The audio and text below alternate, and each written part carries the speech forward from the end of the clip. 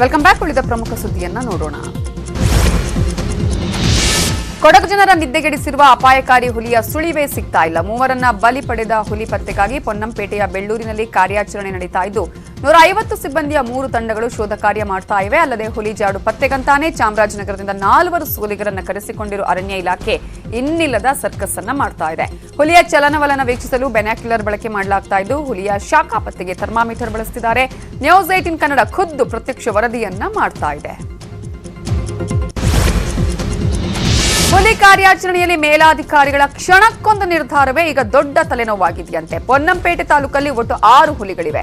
ಕಾರ್ಯಾಚರಣೆ ನಡೆಸ್ತಾ ಇದ್ದ ವೇಳೆ ಹುಲಿಯೊಂದು ಕಣ್ಣ ಮುಂದೆ ಇದ್ರೂ ಕೂಡ ಶೂಟ್ ಮಾಡದಂತೆ ಅರಣ್ಯ ಇಲಾಖೆ ಅಧಿಕಾರಿಗಳು ಹೇಳಿದ್ರಂತೆ.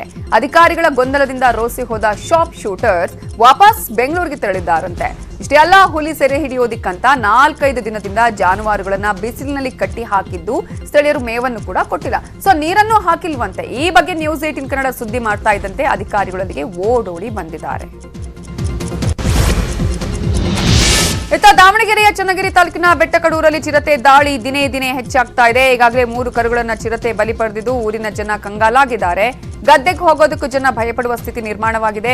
ಚಿರತೆ ಸೆರೆ ಹಿಡೀರಿ ಅಂತ ಹೇಳಿ ಅರಣ್ಯ ಇಲಾಖೆಗೆ ಮೇಲಿಂದ ಮೇಲೆ ಒತ್ತಾಯ ಮಾಡ್ತಿದ್ದಾರೆ. ಆದ್ರೂ ಅರಣ್ಯ ಇಲಾಖೆ ಅಧಿಕಾರಿಗಳು ಮಾತ್ರ ಅದಕ್ಕೆ ಕ್ಯಾರೆ ಅಂತಿಲ್ವಂತೆ.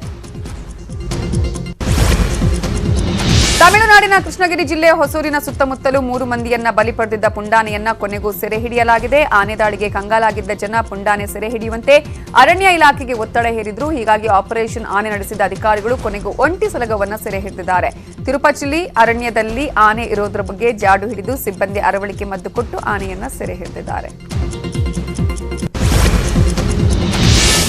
ಬಳ್ಳಾರಿ ತಾಲೂಕಿನ ಚೆಳ್ಳಗುರ್ಕಿ ಗ್ರಾಮದಲ್ಲಿ ಪ್ಯಾರಾ ಮಿಲಿಟರಿ ಫೋರ್ಸ್ ತರಬೇತಿ ಕಾರ್ಯಾಗಾರ ನಡೀತಾ ಇದೆ. 2 ವಿಶೇಷ ವಿಮಾನದ ಮೂಲಕ ಆಗಮಿಸಿದ 3,000 ಜನ ಸಿಬ್ಬಂದಿ ವಿಮಾನದಿಂದ ಪ್ಯಾರಾಚೂಟ್ ಮೂಲಕ ಹಾರುವ ಮೂಲಕ ತಾಲೀಮನ್ನ ಮಾಡಿದ್ದಾರೆ.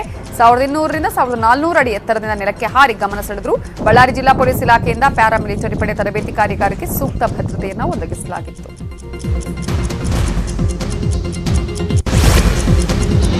ಉಳಿದ ಪ್ರಮುಖ 5 ಸುದ್ದಿ ನೋಡೋಣ.